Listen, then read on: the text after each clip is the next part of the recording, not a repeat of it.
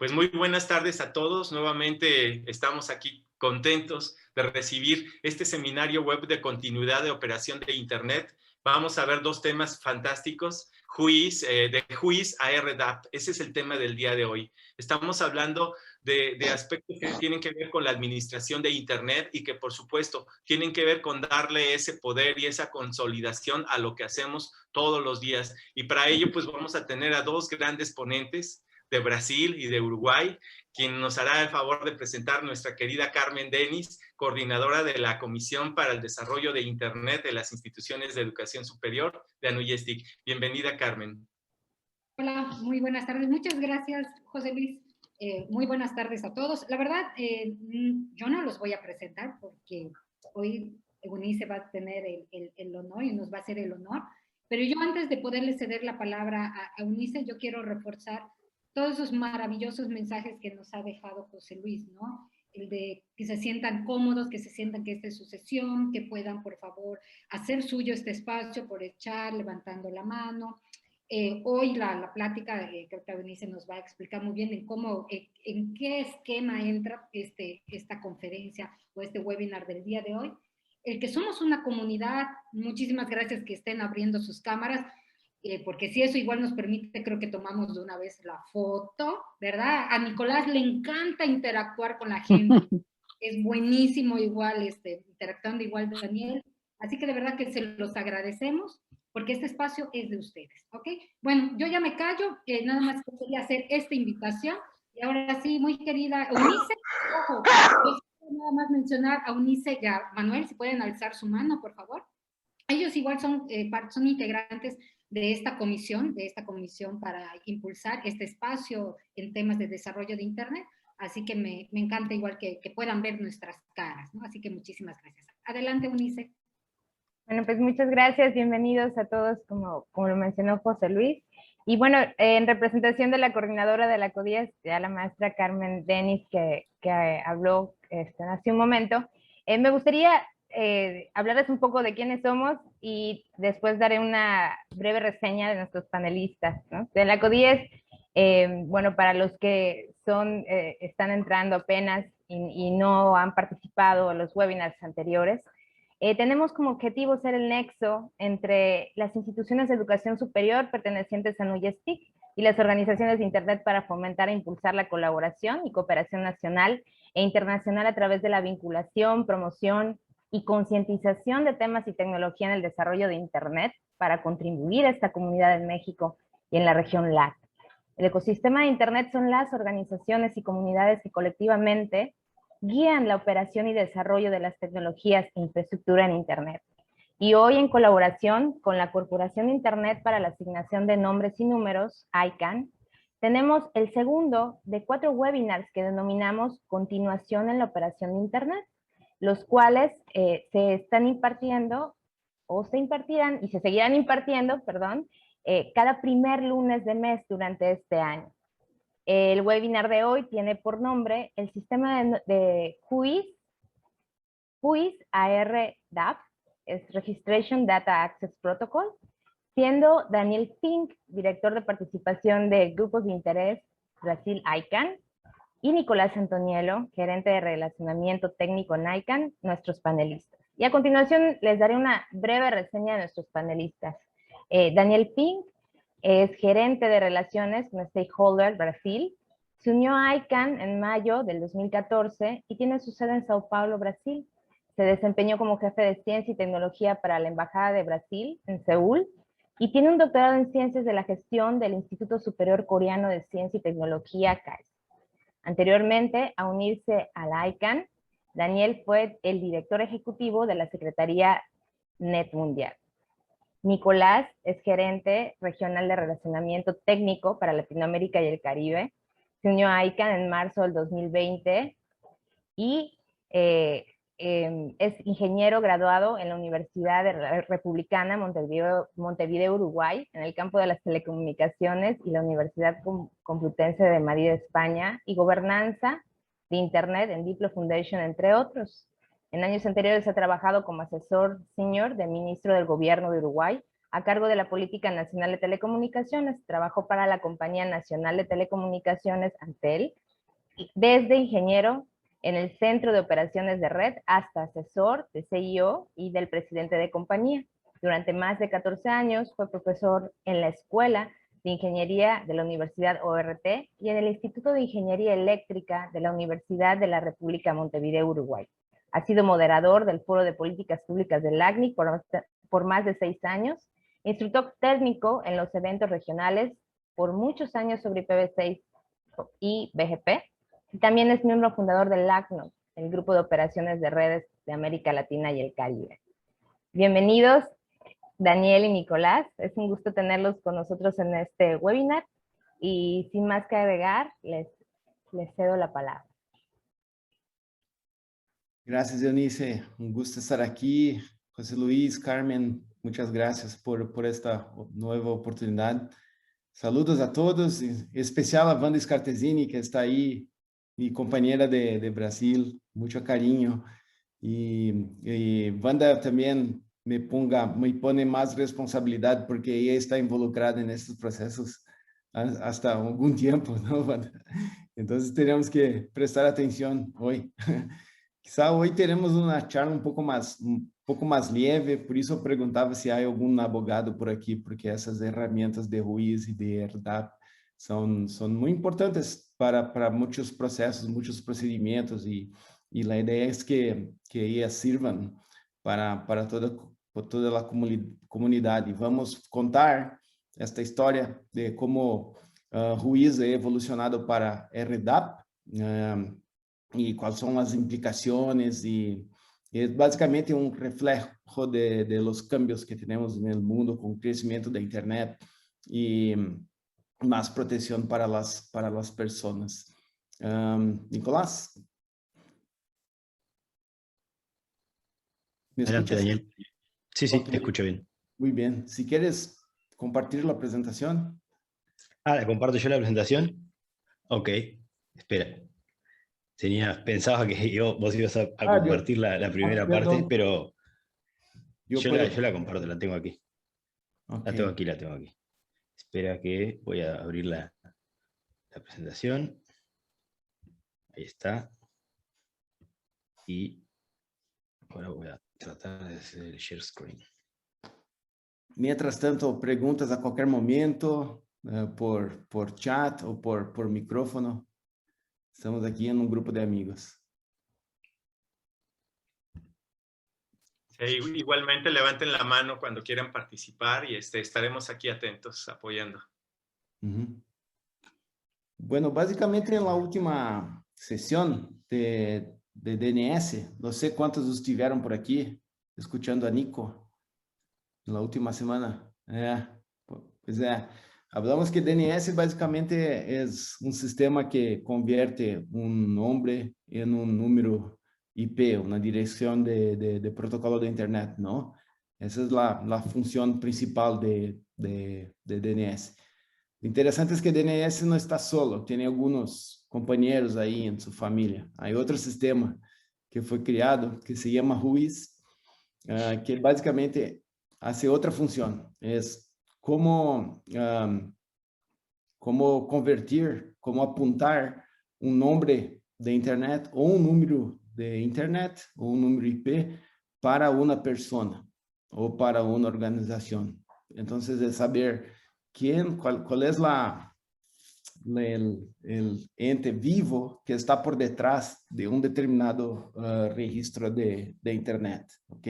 Eso es muy importante. Entonces, RUIS es una palabra que traduciendo para inglés es justamente quién está por detrás de este registro, ¿no?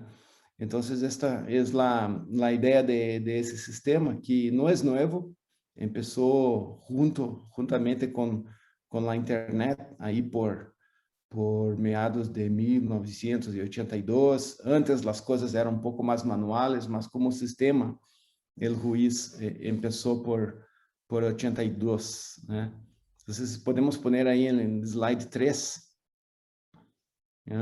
Después vimos con el crecimiento de Internet, muchas organizaciones, muchos nombres, muchos registros nuevos fueron sumándose al DNS con la explosión por los años 90 y 2000. Entonces, siempre tenemos mucha información para poner en este sistema, tanto en DNS cuanto en RUIS. Y en RUIS tenemos informaciones así como nombres de contacto, domicilio, correo electrónico, números de teléfono, contactos técnicos. Entonces, una información muy completa que tiene que estar relacionada con cada tipo de registro, ¿no? Y es interesante también que, de la misma manera que en el DNS, las bases de datos no están centralizadas. Las bases de datos son distribuidas por cada registro, por cada registrador de nombres, y ellas tienen que comunicarse unas con las otras para brindar las consultas que los usuarios necesitan. Entonces, es un sistema que es administrado también por mucha gente, por toda parte, que está involucrada con DNS. Bueno, por aquí ya hablamos que RUIS es un sistema pionero que empezó por 82 y en principio fue un sistema para informar a los académicos que si hubiera algún problema en un sitio web o en algún servidor, si alguna persona encontrase algún problema, podría llamar al responsable de esta computadora o de este servicio y decirlo: oye, hay un problema con su red, ¿por qué no verificas, ¿no? Entonces, primero, así, una intención muy simple de saber quién está por detrás de cada máquina, ¿no? Después, la cosa se fue ampliada un poco para también saber ahora si alguien está haciendo algo mal, compartiendo alguna información de pirataría, archivos de video que tienen problemas con propiedad intelectual. Entonces, el RUIS también empezó a servir para encontrar personas que serían responsables por cosas también quizá ilegales en Internet y contactarlos o accionar otras entidades, ¿no? Y después, ICANN fue creada en 1998 y RUIS ya existía. Entonces, RUIS fue también un tema que fue adicionado en las discusiones de ICANN desde su creación. Siguiente. Aquí es interesante decir que los responsables por el acceso público a RUIS son los registros y los registradores de Internet. Entonces, ellos tienen que poner sitios en línea para que las personas, cualquier persona pueda hacer alguna consulta a estas bases, ¿no? Y los registradores, los registros, esas entidades que comercializan nombres de dominio, que registran nombres de dominio, que vamos a hablar en detalle sobre ellos en la próxima sesión aquí con Anuyas. Tienes obligaciones contractuales con ICANN para mantener estas bases de datos confiables y actualizadas. Entonces, si usted tiene un nombre registrado, es posible que todos los años el registrador entre en contacto para preguntarle si hay algún cambio en su dirección de enderezo físico o de número de teléfono y cosas así.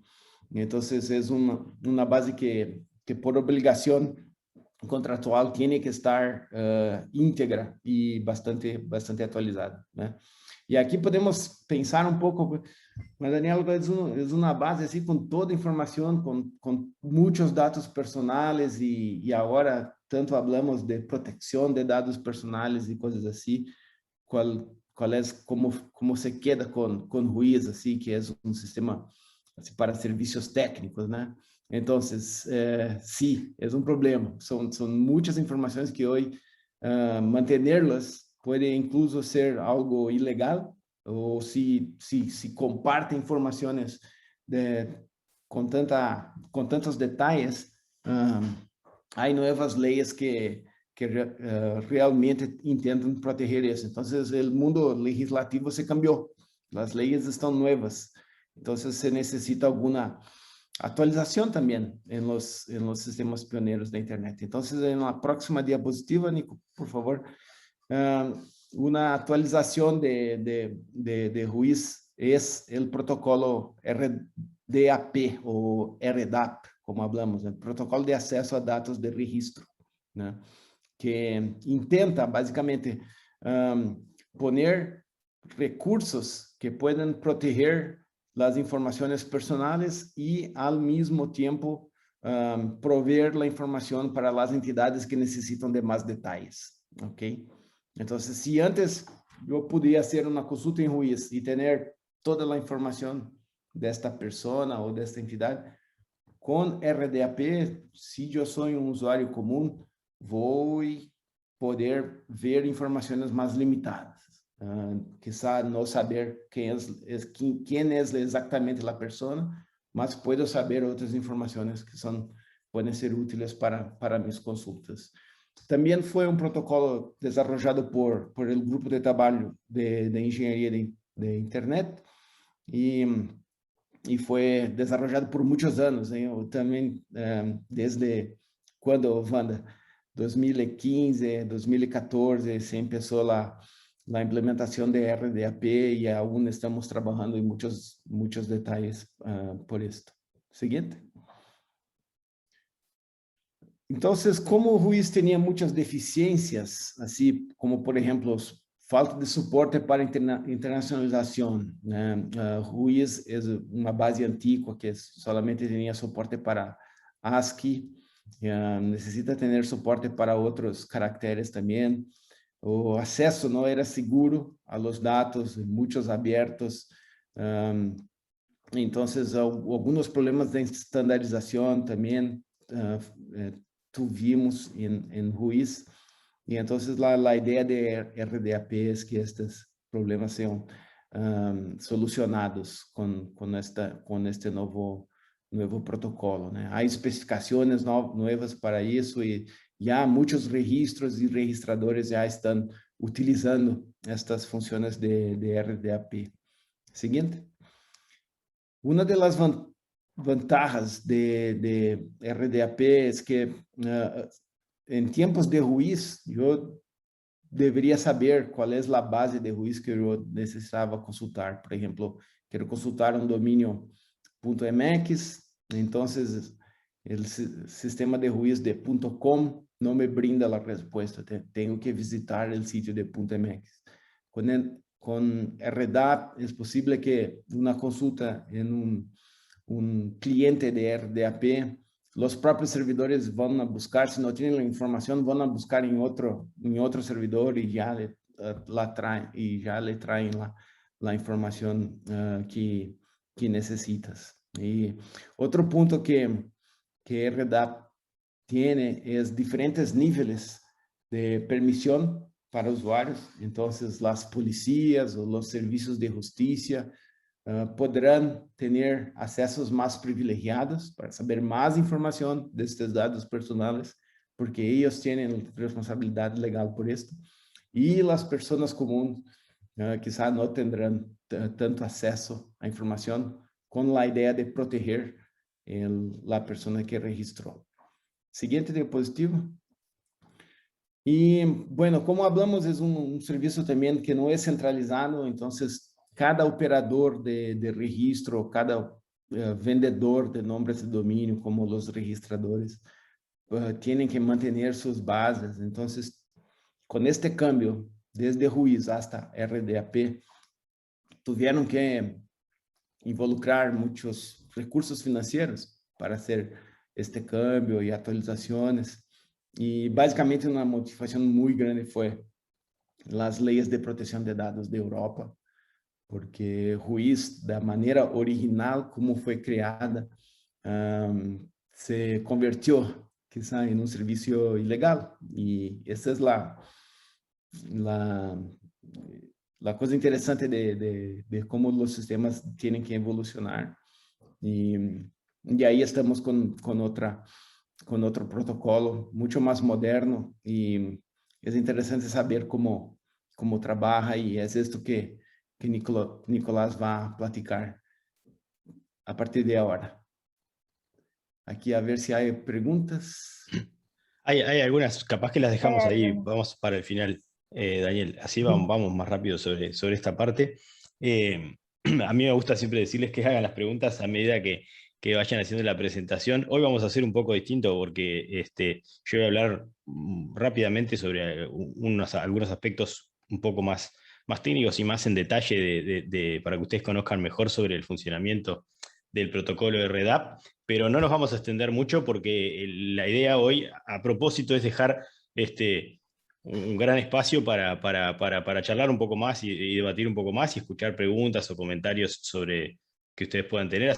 Así que todas esas preguntas que ustedes vayan poniendo ahí, las vamos viendo enseguida después de lo que queda de la breve presentación. Entonces, como decía Daniel, tanto JUIS como REDAP son sistemas de información acerca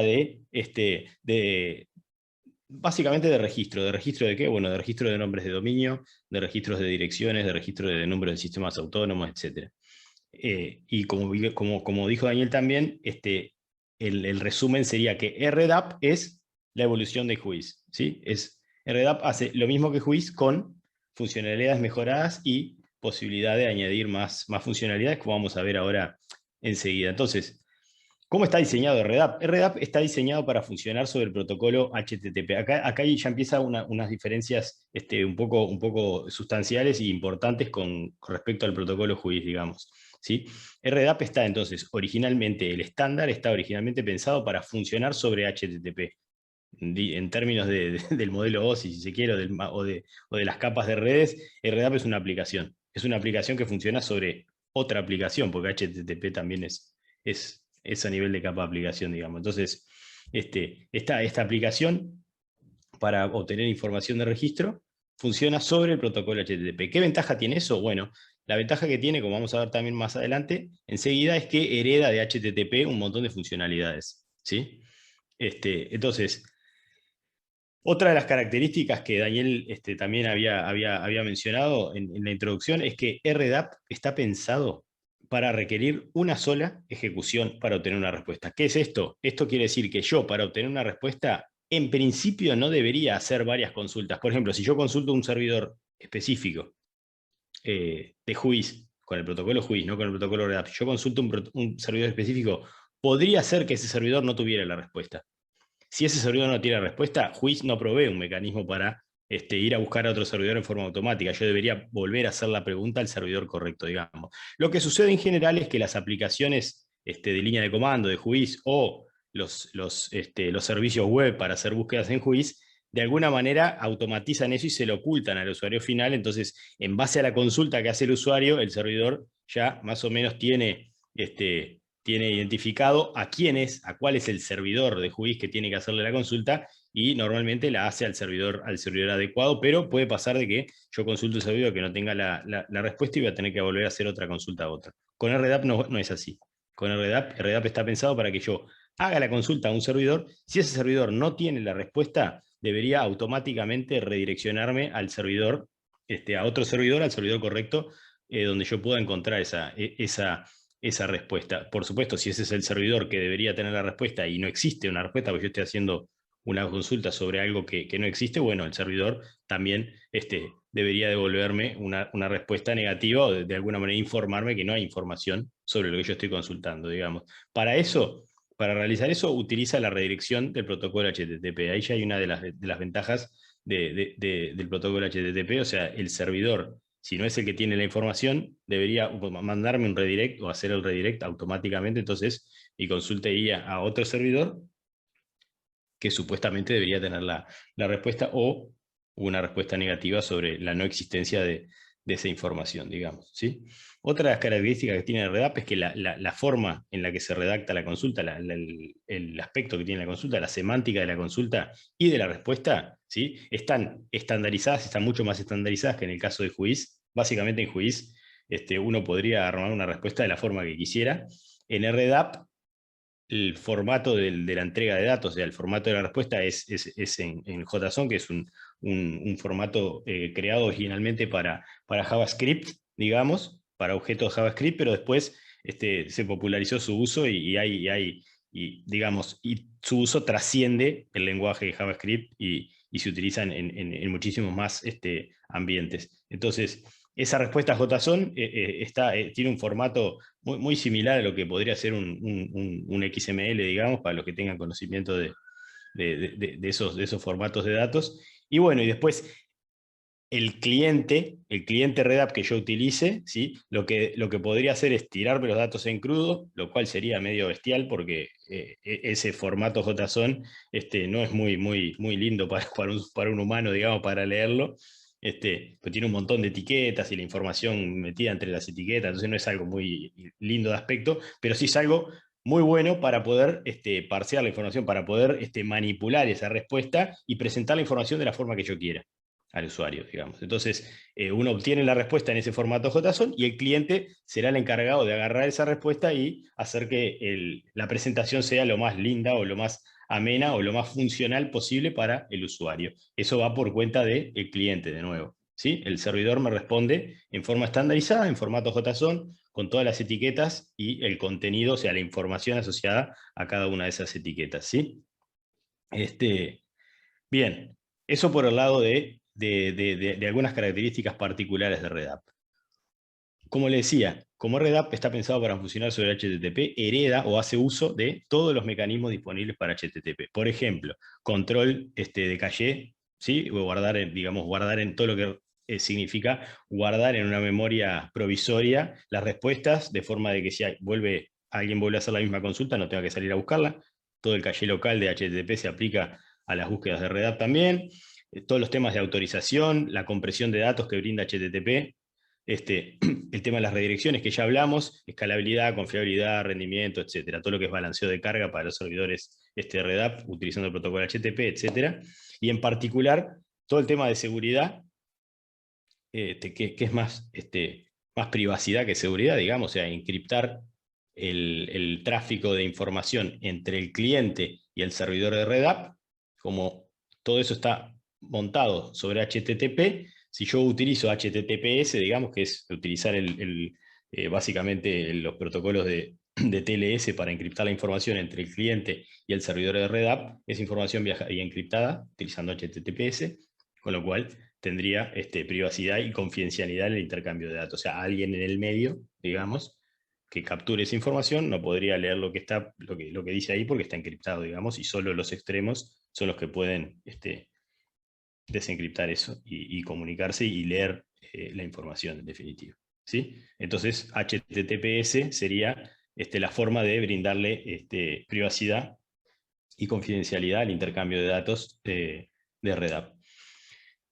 Esto es simplemente una captura de una pantalla, digamos, de un cliente Red App web que está disponible en el sitio de ICANN. Si ustedes entran ahí a lookup.icann.org, creo que Daniel enseguida después de esto les va a hacer alguna demostración de algunas búsquedas utilizando este cliente web.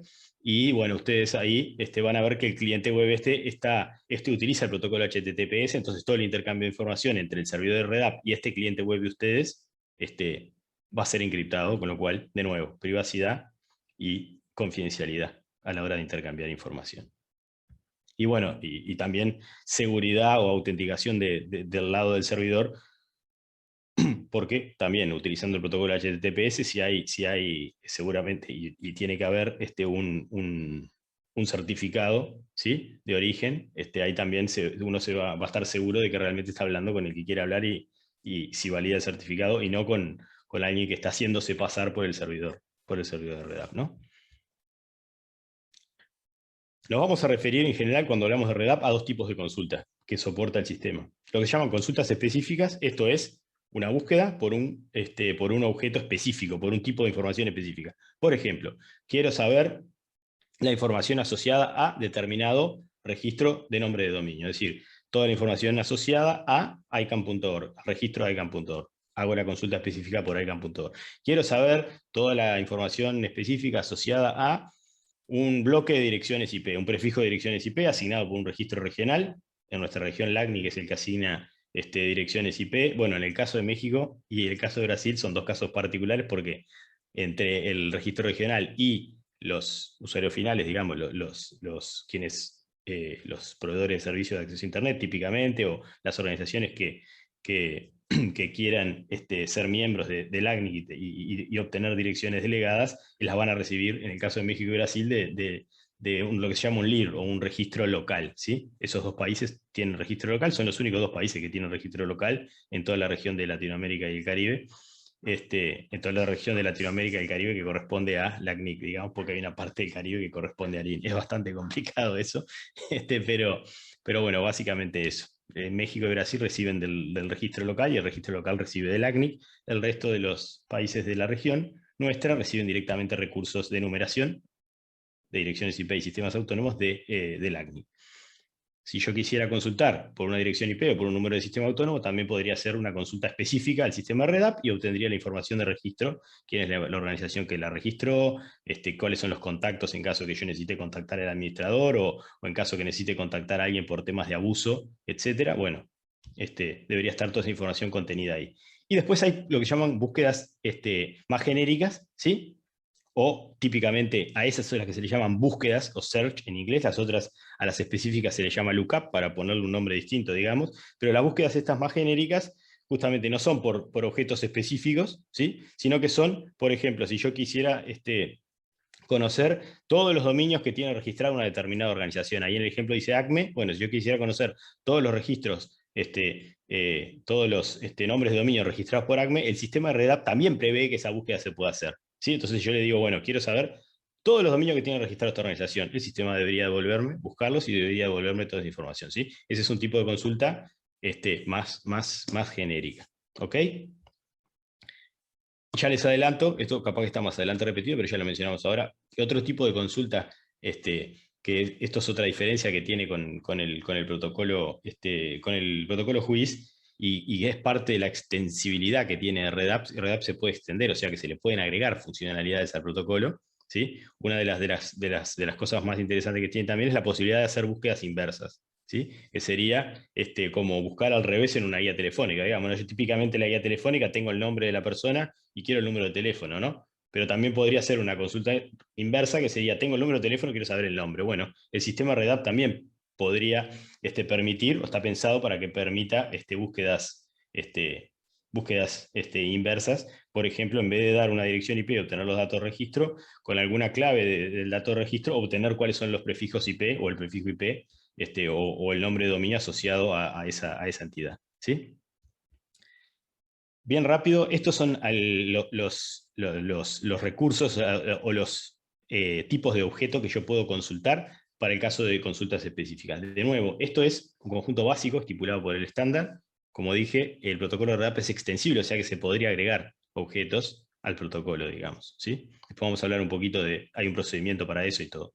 Pero bueno, básicamente estos son los objetos mínimamente que yo podría consultar. Que se denomina domain o dominio, ¿sí? Es el que se utiliza para identificar la información asociada a un nombre de dominio, digamos, y los datos que están asociados a ese nombre de dominio, ¿sí? El objeto entidad, ¿sí? Que se utiliza para identificar un tipo de consulta, ¿sí? Sobre una determinada entidad o un determinado identificador, ¿sí? Por ejemplo, el nombre de una organización o lo que sea. El objeto name server o servidor de nombres se utiliza para identificar justamente cuál es el servidor de nombres asociado a un determinado dominio, ¿sí? O un nombre de host. El objeto IP network, ¿sí? Básicamente es el que asocia direcciones IP o redes, mejor dicho, porque no son direcciones específicas, no es una sola dirección, sino que son bloques de direcciones. Bueno, asocia bloques de direcciones a cuál es la organización, ¿sí? que lo tiene delegado. Eso puede ser, obviamente, tanto para bloques de direcciones IP versión 4 como para direcciones IP versión 6. Y por último, el objeto de sistema autónomo, que bueno, justamente se utiliza para asociar toda la información a un número específico de sistema autónomo. Ustedes saben que Internet, ¿sí? más allá de que son un montón, eso es una red que interconecta un montón de dispositivos, ¿sí? En Internet, en todo lo que es el enrutamiento, o sea, todo lo que es la mecánica a través de la cual la información viaja de un dispositivo a otro, ¿sí? Hay como una jerarquía y no es simplemente dispositivos aislados conectándose o intercambiando información con dispositivos aislados, sino que esos dispositivos se asocian a una organización que administra la red a la cual pertenecen esos dispositivos, ¿sí? Esas entidades que tienen delegada una determinada administración de una o un conjunto de redes son lo que se denominan en Internet sistemas autónomos, ¿sí? Entonces, mi dispositivo ahora, el PC que estoy usando para esta presentación que tengo en casa, está conectado a la red de mi ISP, del proveedor mío de acceso a Internet, ¿sí? Ese proveedor mío de acceso a Internet tiene un sistema autónomo, tiene un número de sistema autónomo que es único, lo identifica en forma única en todo Internet. Y Internet es, si quieren, la interconexión de todos esos sistemas autónomos. Eso es Internet, desde el punto de vista técnico de red, ¿sí? Entonces, si yo quisiera saber cuáles son los datos asociados a una determinada organización que tiene un determinado número de sistema autónomo único delegado, yo pregunto, ¿quién tiene el sistema autónomo 6057? ¿Sí? Y 6057 es el sistema autónomo de mi proveedor de acceso a Internet, entonces me va a decir, el proveedor de acceso a Internet, la organización que tiene delegado el sistema autónomo es, en mi caso se llama Antel, está basada en Uruguay, esta es la dirección de contacto, esta es la dirección de registro, este es el contacto de abuso, si tenés algún reclamo de spam o de algún otro tipo de abuso, etcétera, etcétera, etcétera. ¿Sí? Eso es lo que se almacena en ese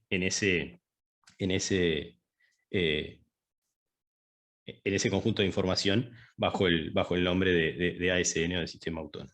¿Okay? Tipo de respuestas HTTP. Estos eran los tipos de consulta que podía hacer. ¿Qué tipo de respuestas hay? Bueno, varias, pero mínimamente este es el conjunto mínimo de respuestas, lo que llama respuestas positivas, o sea, sí existe la información por la que estás consultando y esta es la información. Respuestas de redirección, es decir, yo no soy el servidor que tiene esa información, mando un redirect para que vos no tengas que hacer una nueva consulta al servidor, o sea, no es que te diga, yo no soy, consulta a él, no. Yo directamente te mando un HTTP redirect y tu cliente automáticamente se redirecciona y le hace la consulta al otro sin que el usuario tenga que volver a hacer la consulta, digamos, ¿sí? Respuesta negativa, es decir, sí, yo sería el que tiene la respuesta, pero esa información por la que estás consultando realmente no existe. Eso es una respuesta negativa. Es, digamos, la indicación de que no hay datos asociados a lo que vos estás preguntando. Si los hubiera, los tendría yo. Como no los hay, te digo que no existen. Consultas mal formadas, esto es interesante también, y es una diferencia un poco también con Juiz. Si yo envío una consulta que semánticamente está mal formada, también el servidor debería ni descartarla, ni responderme cualquier cosa, sino que me deberían mandar un mensaje de respuesta que típicamente es algún código de error de HTTP, indicando que la pregunta que yo estoy haciendo está mal formulada, ¿sí? Y más o menos dónde estaría el error, digamos, ¿sí? Que tendría que corregir en esa consulta. Existen mecanismos previstos en el estándar para limitar la cadencia de consultas, para que alguien no agarre y genere una especie de ataque, digamos, empiece a preguntar una atrás del otro y el servidor se aboque a responderle solo a ese y se le consuman todos la capacidad de respuesta hacia otros. Entonces, si uno empieza a hacer muchas consultas con determinada cadencia, quien configura el servidor le puede decir, ok, de una misma dirección IP, de un mismo cliente, de un mismo cliente Red App, no se pueden recibir más de, no sé, 10 consultas por minuto o 10 consultas por segundo o 10 consultas por día, no sé. Es totalmente arbitrario, uno lo puede configurar, pero bueno, existe lo que se llama limitación de cadencia o rate limit en inglés. Y también uso compartido de recurso de origen, que no vamos a entrar en detalle de qué es eso.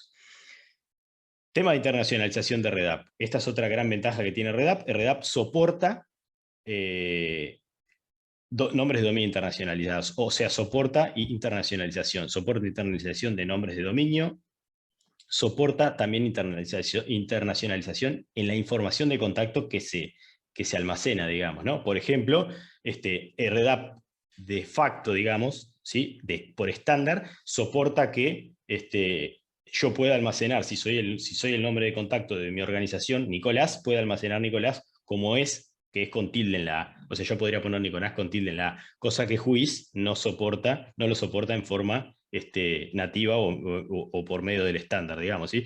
Seguramente si yo lo almaceno con tilde Nicolás en Juiz, el que obtenga la respuesta depende de dónde está haciendo la consulta, o sea, el cliente qué lenguaje esté esperando recibir, lo va a interpretar de diferente manera, va a poner algún carácter raro en vez de la A o alguna cosa agregada ahí. RDAP está pensado para soportar internacionalización utilizando Unicode, Punicode, igual que lo utiliza en aceptación universal, como vamos a ver más adelante en otra presentación de aceptación universal. Utiliza lo que se llama Punicode y que básicamente está basado en un formato UTF-8 que de por sí es un tipo de codificación Unicode que hace compatible a RDAP con la mayoría de los sistemas de escritura del mundo. Entonces uno podría agregar, podría mapear en Unicode, digamos, cualquier carácter de cualquier lenguaje que uno quisiera, cualquier carácter, ¿sí? Lo cual es una gran ventaja, una enorme ventaja desde todo punto de vista, desde el punto de vista de inclusión, desde el punto de vista de cultural, desde un montón de puntos de vista, similar, muy similar, o exactamente igual a lo que es todo el tema de aceptación universal. Búsqueda de servidores autoritativos, no vamos a entrar en detalle de esto, pero bueno, RDAP también incluye un mecanismo por estándar, digamos, estandarizado para permitir a un cliente encontrar cuál es el servidor autoritativo por un determinado nombre de dominio, dirección IP, etc. ¿Sí? Y hay una lista, si ustedes entran a ese sitio, dataiana.org/RDAP, tiene una lista de todos esos tipos de información que por defecto, por estándar, soporta RDAP. RDAP es extensible. Dijimos que RDAP era extensible. ¿Eso qué quiere decir? Que lo que vimos hasta ahora es un conjunto básico definido en el estándar, pero uno puede agregarle funcionalidades, cuantas funcionalidades quiera. Existe también, y está estandarizado, un procedimiento para extender RDAP. Si uno quisiera agregar una funcionalidad de RDAP, hay un procedimiento a seguir, ¿sí? Uno básicamente tiene que hacer una propuesta para agregar esa funcionalidad, la tiene que enviar a una dirección específica establecida de IANA, ¿sí? De IANA, esa oficina de ICANN que se encarga de la gestión de los recursos de numeración y de dominios, y básicamente de la zona raíz, y uno envía esa propuesta de extensión al protocolo RDAP a la IANA, un grupo de expertos de IANA la revisa, y si se aprueba, bueno, se implementa, digamos, se da el OK para implementar esa extensión y extender el protocolo RDAP, y así se pueden generar a futuro varias funcionalidades. Algunos de esos tipos de extensiones que ya están en curso o que fueron ya aprobados para implementarse están en esa lista ahí abajo, digamos, como por ejemplo la posibilidad de consulta inversa que hablábamos. Eso es una extensión, no está en el protocolo original, pero fue una extensión que se propuso y que está habilitada, digamos. Respuestas parciales y también respuestas por algún otro tipo de parámetros y formas para ordenar, digamos, y para buscar la información. El tema de seguridad, que no es menor, en RDAP también está, si bien, de nuevo, RDAP no posee un mecanismo específico pensado para la seguridad, como RDAP está pensado para funcionar sobre HTTP, hereda de HTTP, básicamente HTTPS, toda la seguridad, ¿sí? Entonces toda la seguridad de RDAP está basada en, básicamente, HTTPS y TLS. Con todo lo que eso implica, todas las ventajas que eso tiene, y bueno, también algunas cosas que hay que tener, que hay que considerar, ¿sí? Algunos cuidados que hay que tener. Y bueno, hasta ahí era la parte técnica, digamos, para tener un vistazo de RDAP. Si me preguntan con qué ideas se tienen que ir de esta primera parte, bueno, Juiz y RDAP son servicios de información. Contestando también un poco algunas de las preguntas que están ahí, me voy a adelantar, Daniel, ahí alguna cosa. Es un servicio público, como dijo Daniel. Son servicios públicos. No hay que pagar para acceder a estos servicios. Los clientes son gratuitos. Tanto hay disponibles clientes web como clientes por línea de comando que uno puede instalar en su sistema operativo y tirar línea de comando para los que les guste tirar línea de comando y no usar página web. Los clientes son gratuitos y la información es accesible públicamente. Cualquiera puede acceder a toda la información, o a casi toda la información. ¿Por qué a casi toda la información? Porque, como dijo Daniel también, una de las características que tiene RDAP, y esto es importante, y que lo diferencia mucho de Juiz, es que posibilita tener usuarios con permisos de acceso diferenciados. Es decir, yo puedo acceder públicamente a toda la información, básicamente la misma información que podía acceder por el sistema JUIS, pero ahora también, y acá planto la semilla para uno de los temas de discusión ahora enseguida que terminemos, que puede ser, bueno, el tema de cómo se mapea RDAP o cómo se adapta RDAP a los nuevos requerimientos en materia de privacidad y de información personal, ¿sí? Por ejemplo, a las leyes europeas de tema de privacidad y de información personal, etcétera, y bueno, y cómo oficinas que se encarguen de law enforcement, digamos, ¿sí? O aspectos legales como la policía o otras oficinas que sí deberían tener acceso, ¿sí? Cómo es que acceden sin que esa información sea pública para todo el mundo, porque si hay un tema de protección de datos personales, hay cierto tipo de información que no se puede hacer pública, pero sí debería tener acceso, por ejemplo, organismos de justicia de determinados países o locales, ¿no? Entonces, bueno, ahí RDAP permite establecer permisos de forma que autenticándose, o sea, sin autenticarse, uno puede acceder a toda la información pública, y autenticándose podría acceder a información que no es pública y que solo está habilitada para determinadas personas o organismos, ¿sí? Bien. Acá en las que siguen hay algunos ejemplos de consultas, pero Daniel va a hacer esta parte, así que la vamos a hacer más interactiva esta parte. Y bueno, hasta ahí la presentación. Entonces ahora todo el tiempo restante lo vamos a dedicar a contestar un poco las preguntas y Daniel también nos va a mostrar algún ejemplo de búsqueda. Ahí dejo de compartir la pantalla para que tú puedas compartir, Daniel, y mostrar. Sí. Gracias. Vamos a las preguntas. Una de Fátima. Fátima, hola Fátima. Los CCTLD van a tener que cumplir ese protocolo RDAP. Sí, el juiz se va a morir. Entonces, todos necesitan implementar RDAP.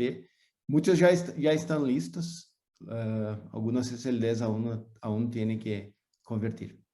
Un comentario, Daniel, a eso, antes que empiecen todos a salir corriendo como locos, se va a morir, se va a morir. Va a pasar mucho tiempo para eso. Hay que ser realista, ¿no? Ninguna de estas propuestas busca romper nada, digamos, ¿no? Como todo en la vida y en Internet, a nivel técnico y a nivel político también, y no técnico, yo siempre digo, no existe la diferencia entre lo político y lo técnico, pero bueno, eso sería por un plano de discusión más filosófico, digamos. Es todo lo mismo, digamos. Depende de qué lado se pare uno, pero es lo mismo, es la misma moneda, digamos. Entonces, el protocolo RDAP, que sería la evolución del juiz, sería un nuevo protocolo que sustituya al juiz, ¿sí? Está pensado para sustituir al juiz, está pensado no para que sigan los dos para siempre, sino para que el juiz no se utilice más y se pase a utilizar el RDAP. Ahora, eso va a ser en forma paulatina, eso va a demorar unos cuantos años más, ¿sí? Entonces, la idea es, bueno, todos los que implementen nuevos servicios, que hagan uso de este tipo de servicio de información, bueno, que los implementen utilizando RDAP, no JUIS, digamos, ¿sí? Y los que tengan ya servicios de búsqueda de información implementados basados en JUIS, deberían irlos migrando a RDAP, ¿sí? Para un futuro, todos felices y contentos usando RDAP, y JUIS lo podemos ir, si JUIS se va a pagar del 100% en algún momento, y sí, bueno, IPv4 también se va a pagar en algún momento. Ahora, ¿quién se atreve a decir cuándo? Hagan apuestas, digamos. Yo no me atrevo a decir cuándo, digamos, y sí me atrevo a decir que unos cuantos años más van a coexistir los dos, pero deberíamos empezar a utilizar en la mayor medida de lo posible el nuevo protocolo.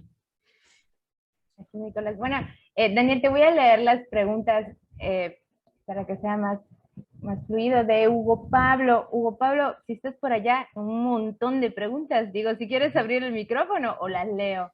La primera es, bueno, ¿cómo afecta el cambio de IPv6 y IPv4? Esa, igual ya, creo que ya te la contestaron, que podemos ver en...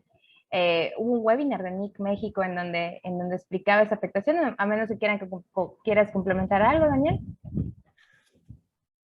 Entonces, Nico.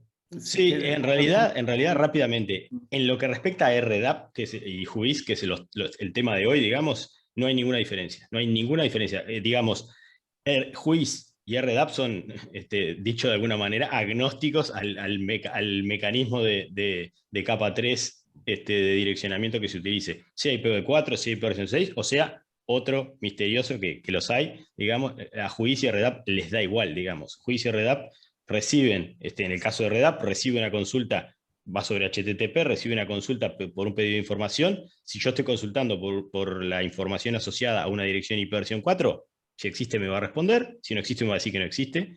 Si estoy consultando por IP versión 6, me va a responder, y si no existe me va a decir que no existe. O sea, no hay ninguna diferencia y ningún cambio ni nada que uno necesite modificar si está utilizando IP versión 4 y IP versión 6. En lo que respecta a Red App, es lo mismo. Bien, pregunta también si en cierto momento se encuentran datos falsos en los registros o el que el registro no se soporte, cancela el registro. Ahí, Daniel, ¿querés contestarlo tú esa o...? Entonces, si el registrador tiene alguna evidencia de que el registro la información es falsa, puede sí sacar los registros, sacar los dominios.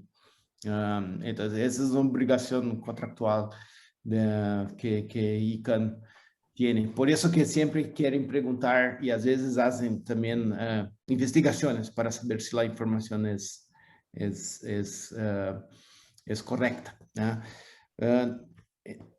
Mientras tanto, también hay otro servicio que los usuarios pueden requisitar, que es de poner la información privada. Son los servicios de privacidad por proxy. Entonces, algunos registradores ofrecen un servicio de redactar toda la información personal en RUIS o RDAP y no sabemos quién es la persona que está por detrás en una primera análisis, ¿no? Ahora, si hay algo mal con el sitio, con el servicio, algo ilegal, las policías y la justicia pueden requisitar y el registrador tiene que compartir la información, no de manera pública, pero sí para las autoridades de cada país. Esto es muy importante, mas siempre tendremos esa necesidad de verificar la información. Siempre, tanto en RUIS cuanto en RDAP, los que están involucrados en mantener las bases tienen que mantenerlas correctas. Ahí, Daniel, si puedo agregar algo ahí. A mí me encanta este tema, son temas, porque están caminan en la línea ahí tienen mucho de técnico y mucho de no técnico, digamos, de política de Internet, ¿no? Y de política pública. Acuérdense lo siguiente, en RDAP no hay solo almacenada información asociada a nombre de dominio. Hay información asociada a nombre de dominio, hay información asociada a direcciones IP, hay información asociada a número de sistemas autónomos, direcciones IP IB4 y versión 6.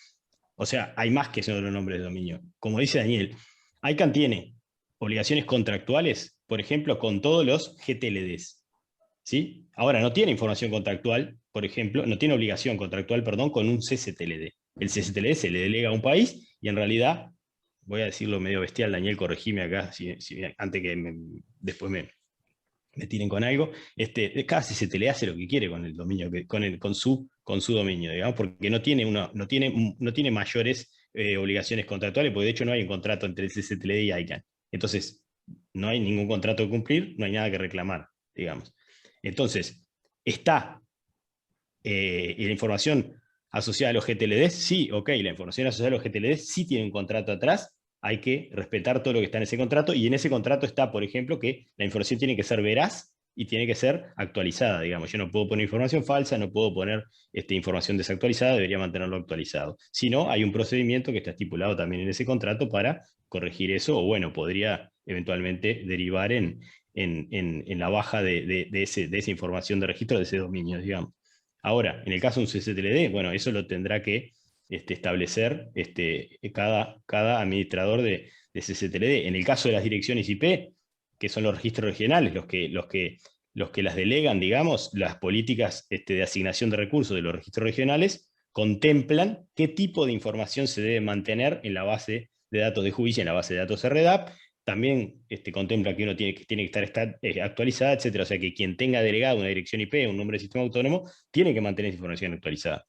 Como decía Daniel, también hay mecanismos para que esa información no sea pública. ¿Por qué? Porque yo, Nicolás Antoñero, de hecho yo tengo un dominio, ¿no? Y yo mi dominio, yo la verdad que no quiero poner mi nombre, mi dirección, la dirección de la puerta de mi casa, mi número de teléfono ni nada, en algo que lo pueda ver cualquiera en el mundo, porque yo no soy una organización, soy una persona individual. Entonces, mi dirección personal, mi teléfono personal, está considerado en casi todas las legislaciones, digamos, información personal y no pública. Entonces, existen servicios, como dijo Daniel, que proveen los que administran las bases de datos de juicio y de REDAP, ¿sí? Los registros en este caso, que proveen para ocultar esa información, que esa información no sea pública. Entonces, si yo hago la consulta por un determinado dominio, por ejemplo, que tengo reservado yo y que tengo contratado ese servicio, algunos lo dan gratis, otros lo venden como parte del servicio, en realidad, alguien que haga la consulta por mi dominio no va a obtener mis datos, ¿sí? Va a obtener datos genéricos de quién es el registro que mantiene mis datos, ¿sí? De con quién tengo registrado yo ese dominio, ¿sí? Y típicamente va a aparecer un número de registro, que es un número que es solo válido y solo útil internamente para ese registro. De forma que, si hay, por ejemplo, un organismo de fiscalización local, la policía o un organismo de justicia, que realmente necesita obtener información y que puede acceder a esa información por temas legales, bueno, va a ir a consultar al registro, le va a ir con ese número, y al registro sí, a ese organismo particular, le va a poder dar esa información, digamos, pero no es información pública. Entonces, depende un poco de qué tipo de información estemos hablando, de quién sea el responsable, porque, de nuevo, los dominios son responsabilidad de los registros, pero las direcciones IP son de los registros de direcciones IP regionales y los números de sistema autónomo también. Entonces, hay mucha información ahí, y bueno, más o menos eso, en términos muy generales, así es como se manejaría, digamos, el acceso a esa información. También vuelve a preguntar, Hugo, si cambio de proveedor de internet, por lo cual cambio de IP, en caso de no reportarlo, ¿se puede cancelar el registro?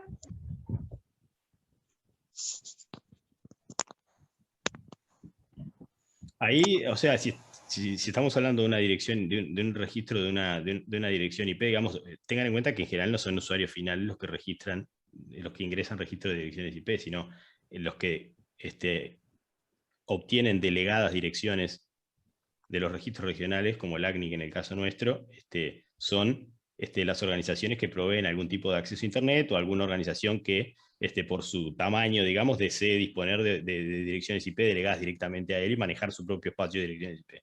Entonces, sí, esas organizaciones sí tienen un acuerdo contractual con el registro regional y tienen que mantener la información actualizada, digamos. Y esos contratos, ustedes entran, eso es toda información pública, ustedes entran a la página del registro regional correspondiente, entran a lo que se llama el manual de políticas de ese registro regional. Ese manual de políticas va a tener una sección específica sobre criterios, obligaciones y derechos a la hora de recibir delegación de recursos, y bueno, y ahí va a estar listado todo lo que uno tiene que cumplir. Entre esas obligaciones es mantener la base de datos de juicio y REDAP actualizadas, digamos, y las consecuencias que tiene el no hacerlo, digamos. De Juan Yoteco, ¿y la confidencialidad de datos? Pregunta. Creo que ya habías mencionado algo. Tuya, Daniel. Te la dejo. Después vamos a ver un ejemplo de consulta en Lookup para ver cómo estamos tratando la confidencialidad de datos. Miguel Ángel. Tenemos unos invitados acá, tenemos unos asistentes de mucho nivel. Acá tenemos a Rodrigo de la Parra, hay mucha gente, porque es un tema, este es un tema, hermoso tema, digamos, porque conjuga como muchos aspectos técnicos, pero muchos aspectos políticos también, muchos aspectos de tema de derechos, digamos, de acceso a información, de información que es pública, de información que no es privada, de información personal. Entonces, es un tema muy delicado, digamos, ¿no? O sea, Rodrigo, adelante con cualquier corrección o comentario sobre cualquier posible disparate que podamos decir con Daniel, antes de que sea demasiado tarde. No, muy bien, pero sí, como Nico lo apunta muy bien, es un tema delicado que ha tratado, o sea, que ha detonado dentro de la comunidad de ICANN un gran debate, ¿no? Y es un punto central, Daniel lo comentó un poco en su presentación, el JUIS no fue diseñado originalmente como fue Internet para ser un directorio seguro, sino más bien un directorio de contacto. Lo que era importante tener era saber quién estaba del otro lado de la red, ¿no? En cada uno de los los registros o de las páginas, sitios de Internet. Entonces, bueno, había dos retos al Internet agarrar mayor auge. Por un lado, había que garantizar que ya no se tratara de información que no fuera confiable, ¿no? Luego la gente abusaba del juicio y se registraba con nombres casi en anonimato, ¿no? Y esto es importante porque este directorio también hoy día sirve para las autoridades de procuración de justicia para poder perseguir algún delito que se pueda generar a través de esos sitios, ¿no? Y ahora, con la nueva regulación de la Unión Europea que comentaba Daniel en su presentación, se está obligando a cuidar esos datos personales, ¿no? Entonces, hay que crear un balance entre la información que es útil para conocer quién está del otro lado, quién es responsable de un sitio de Internet, y por otro lado la protección de datos. A lo mejor Daniel tenía la buena idea de mostrar algo en su pantalla, no sé si haya tiempo, pero ahí pueden ver qué es lo que tiene de información el juiz y qué es lo que se puede ver y qué es lo que se podía ver antes y ahora no se puede ver. Entonces, adelante, Dani. Gracias, Nico. Solo para hacer una demostración aquí, usted puede hacer en sus computadoras. Nós vamos a ver un sitio que yo registré como uno de nuestros eventos, dnsweek.lat.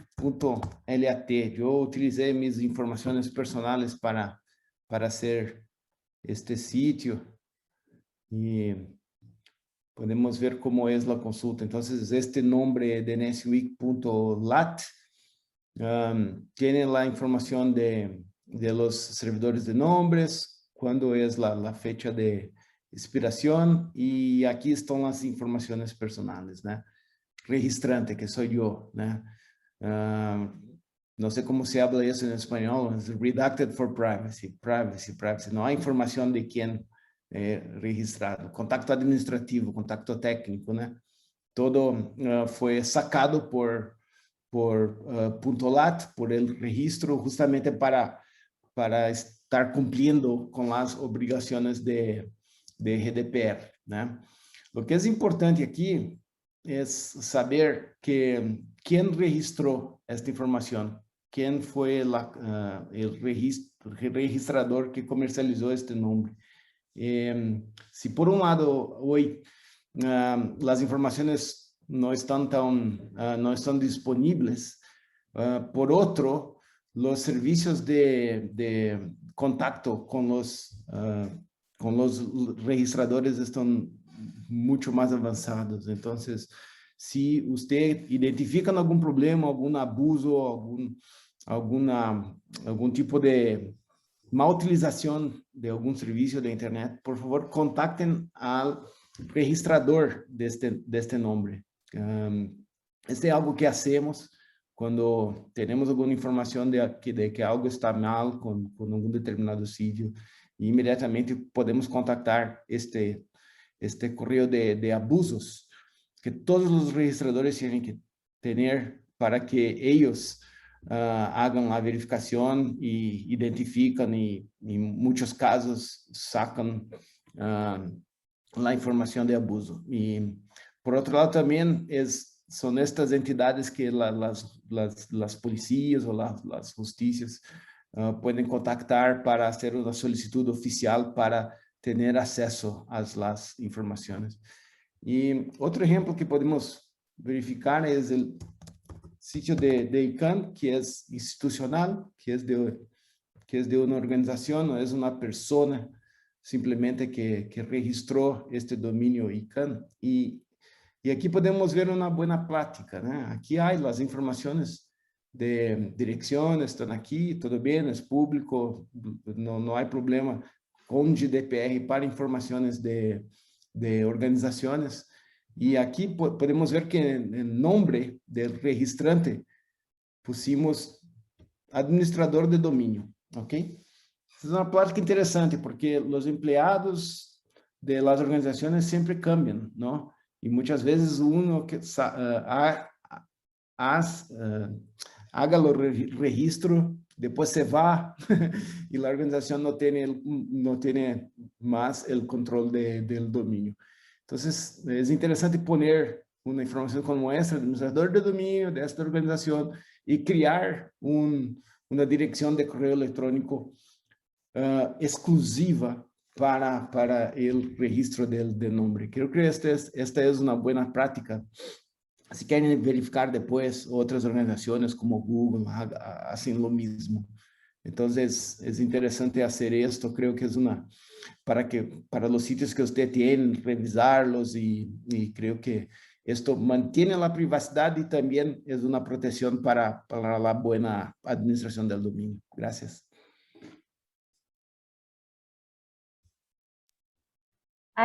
Perdón, hay otra pregunta de Miguel Ángel Taboada. ¿La información también se graba en un archivo de texto? Juiz es puramente texto, sí, Nico. Y sí. RDAP será UTF-8, que es una información, no es texto puro, es codificado para que pueda acomodar otros caracteres, otros scripts como japonés, chinés, cirílico y otros, ¿no? Sí, y tengan en cuenta lo siguiente, la respuesta de juiz, como dijimos, tiene un formato específico por el estándar, que es JSON, digamos, ¿sí? Que básicamente es un conjunto de etiquetas, ¿sí? Es como una especie de markup language, pero son etiquetas, y seguido de la etiqueta tiene la información, y esas etiquetas además se pueden ordenar en forma jerárquica, digamos. Entonces no es texto claro, así, plano, como puede ser una respuesta juiz, que básicamente puede tener cualquier aspecto, sino que tiene que tener un formato adecuado, que después el cliente agarrará esas etiquetas y la información contenida en cada una y la presentará de alguna forma amena para el usuario, ¿sí? Pero no, en ese sentido es distinto, está mucho más estandarizada y mucho más formateada y organizada la información de las respuestas. Y después, bueno, en el servidor, obviamente, la información uno la puede almacenar como quiera, digamos, eso ya depende de quién implementa el servidor. Si yo lo quiero implementar en una base de datos, lo implemento en una base de datos; si lo quiero implementar en un archivo de texto, lo implemento en un archivo de texto, pero eso es igual para el caso de juiz, digamos, el servidor lo podría implementar como uno quisiera, digamos, pero el formato en el que se almacena información y se presenta es, en el caso de REDAP, es en JSON. Y bueno, otra pregunta de Hugo. Digo, Pablo, ¿los sitios de la Darknet se registran? Chan, la Darknet es una red privada que cualquiera puede acceder, montada sobre Internet, digamos. Entonces, la Darknet no es Internet, es como cualquier otra red o cualquier otro sistema que yo podría montar sobre Internet. A la pregunta directa de si a eso que se le llama Darknet, que es una red privada de acceso público, digamos, sería una cosa media rara, si se registran, no se registran. ¿Para qué yo quiero usar algo, almacenar algo o utilizar esa red privada? Si yo quiero almacenar algo en una red privada, puedo hacerlo por dos razones. Una, porque yo legítimamente no quiera divulgar esa información. Entonces puedo utilizar una VPN, hay un montón de sistemas para poder dar privacidad a la hora de intercambiar la información, ¿no? Por ejemplo, levantar un protocolo HTTPS entre el origen y el destino, y la información que va por ahí va encriptada y nadie la va a poder ver. Ahora, si yo voy a utilizar toda una red armada para que algo no se sepa, digamos, o bien porque no quiero que se sepa, pero para eso hay otros mecanismos, o bien porque estoy cometiendo una ilegalidad, digamos, que es lo que normalmente sucede con los servicios que uno puede encontrar en esa red. No necesariamente criminales, pero sí servicios que no son del todo legales o legítimos. Entonces, no, la respuesta es no. Es como si yo voy en el auto a más del límite de velocidad. Capaz que todos alguna vez fuimos a más del límite de velocidad, pero no andamos por ahí diciendo o yendo a las autoridades diciendo, mirá que yo pasé el límite de velocidad. No, si yo voy a cometer una ilegalidad o algo que es de dudosa legitimidad, no lo voy a andar diciendo por ahí, entonces no. De hecho, no es Internet eso es un servicio que está montado sobre Internet, que recibe ese nombre y se utiliza para determinado tipo de actividad, digamos, ¿sí? Lo que sí puedo recomendar, que es importante resaltar, es que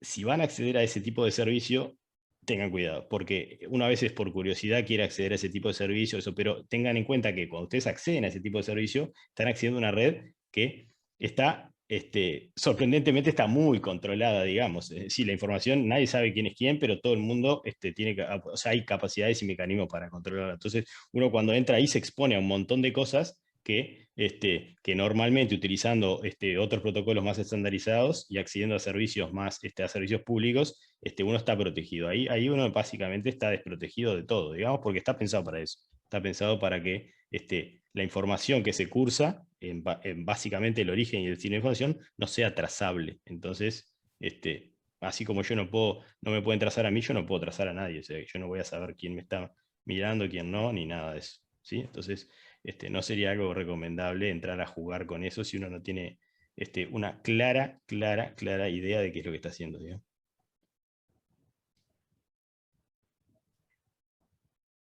Bien, hasta ahorita no hay alguna otra pregunta.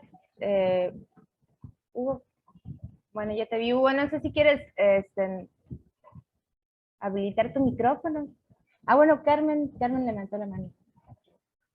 Sí, gracias, Eunice. Bueno, yo tengo una consulta, ¿no? Siempre lo que esperamos después de este tipo de webinars es que nos quedemos tal vez con alguna tarea, ¿sí? O una indicación, ¿no? Para las instituciones de educación superior. Entonces, ¿qué recomendaciones nos pudieran dar Daniel y Nicolás después de tan rica, ¿no? Y nutrida información, ¿no? Y en este caso la relevancia, porque es algo que de por sí tenemos que hacer, seamos universidad, seamos un ISP, o sea, seamos operadores de red, ¿no? ¿Qué recomendación en específico pueden dar para las universidades para emprender, ¿no? O alguna información, algún sitio especial donde podamos seguir trabajando y que nos quedemos con algunas tareas, ¿no? Y también igual impulsarlos a través de la Q10. Gracias. Bueno, creo que así de ideias, creo que hay dos cosas, una técnica y otra más de políticas. La técnica sería que hay oportunidades con RDAP para desarrollo de códigos de software. Clientes de RDAP, programas que pueden operar tanto en teléfonos móviles como en computadoras de línea de comando, clientes para hacer las consultas. Porque para hacer este código, las informaciones están todas en las RFCs para que se desarrolle. Hay un par de proyectos en la red de código abierto que ya existen y en nuestras discusiones muchos de estos proyectos que ya existen les encantaría recibir contribuciones también de desarrollo. Entonces son proyectos de software libre, software abierto. Entonces podríamos empezar desde cero o entonces contribuir con algún proyecto. Yo creo que esa es una contribución importantísima para que tengamos más opciones de clientes de consultas de RDAP. ¿Cierto, Nico? Sí, antes que pases a la política, esa te la dejo, un comentario más sobre lo técnico es, también, agregando lo que dice Daniel, todos ustedes, cuando a la hora, si en algún momento se enfrentan a la necesidad de desarrollar un aplicativo o una parte de una aplicación que haga uso de servicios públicos, de información pública, como es el caso de Juiz y RDAP, la recomendación sería implementenlo utilizando RDAP, haciendo una consulta RDAP, no una consulta Juiz, digamos. O sea, eso es muy importante. ¿Por qué? Porque si no, nos estancamos en una versión anterior del protocolo y nunca damos el paso adelante, digamos. Entonces, si seguimos implementando cosas nuevas basados en protocolos que ya fueron sustituidos por otros, ¿sí? Por supuesto que va a funcionar porque, de nuevo, no se trata de romper hacia atrás, sino de ser compatible hacia atrás. Entonces, seguramente el protocolo anterior va a seguir funcionando, por lo menos por un tiempo. Entonces, la sugerencia sería, bueno, ok, si es un nuevo servicio, impleméntelo utilizando una consulta RDAP, porque tienen acceso a la misma información, ¿sí? Si es un servicio legacy, un servicio que ya existe, y bueno, y está en ustedes el poder hacer el cambio, hagan una actualización y migren los servicios que utilizan el sistema Juiz a que utilicen o que puedan utilizar, o habiliten a que puedan utilizar servicios RDAP, ¿sí? Sobre todo cuando son aplicativos de agencias gubernamentales, por ejemplo, como decía hoy Rodrigo, o como decía Daniel, de agencias que tienen que ver con algún tema legal, con algún tema digamos, de aplicación de leyes en cada sitio. Esa sería la recomendación, digamos, empezar a utilizar y habilitar el nuevo protocolo. Y en términos de políticas, Rodrigo me ayuda, mas hay una próxima tarea en las discusiones de ICANN, que es cómo hacer la acreditación de los usuarios en RDAP que tendrán acceso a todas las informaciones, a más informaciones. Entonces, eso tiene que salir un consenso global, que creo que es muy difícil. Así, ¿cuáles son las policías que pueden acceder a las informaciones? O en algún país no es la policía, es el Ministerio de Justicia, ¿no? En otros son empresas de propiedad intelectual que necesitan de esa información. Entonces, ¿cómo hacer este ajuste global? Creo que será interesante y es una cosa que está en discusión. Se lleva tiempo, mas creo que el producto final será algo bastante inovativo. Y hay mucha documentación ya lista en los procesos de políticas de ICANN, mas hay muchas cosas para escuchar, como están haciendo, por eso seguir las reuniones y escuchar alguna sesión de los gobiernos, cómo tratan eso, cuáles son las opiniones diferentes, es más interesante que una buena serie de Netflix. Rodrigo.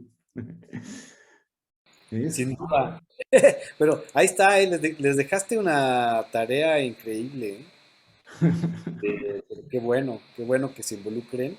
Y miren, les voy a poner aquí en el chat un poco sobre la discusión que ha habido de política del RDAP.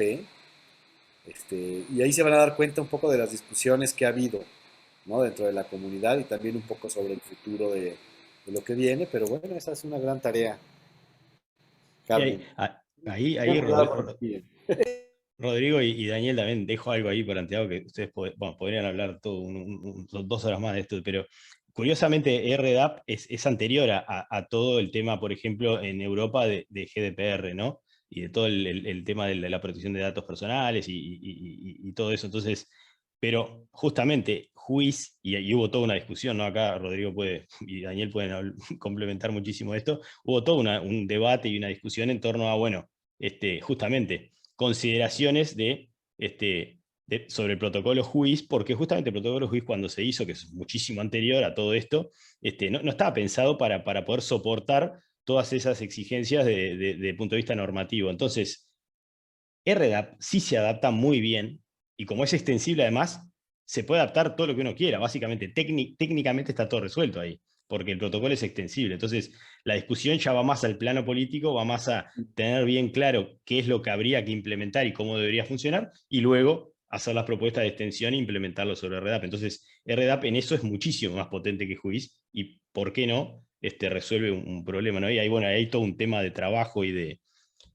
estudio que tiene que ver justamente con eso, ¿no? Con todo eso de GDPR en Europa y, bueno, y su equivalente en las distintas partes del mundo y cómo el protocolo RDAP se adapta a eso, ¿no?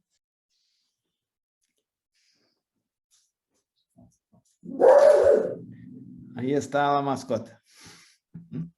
Muchísimas gracias. Gracias, Daniel, Rodrigo y Nicolás por la invitación, ¿no? Y sobre todo igual por sensibilizar, ¿no? ¿Qué papel tienen las universidades o áreas de oportunidad para poder aportar? Muchísimas gracias. Muy bien, entonces creo que ya estamos cerrando prácticamente.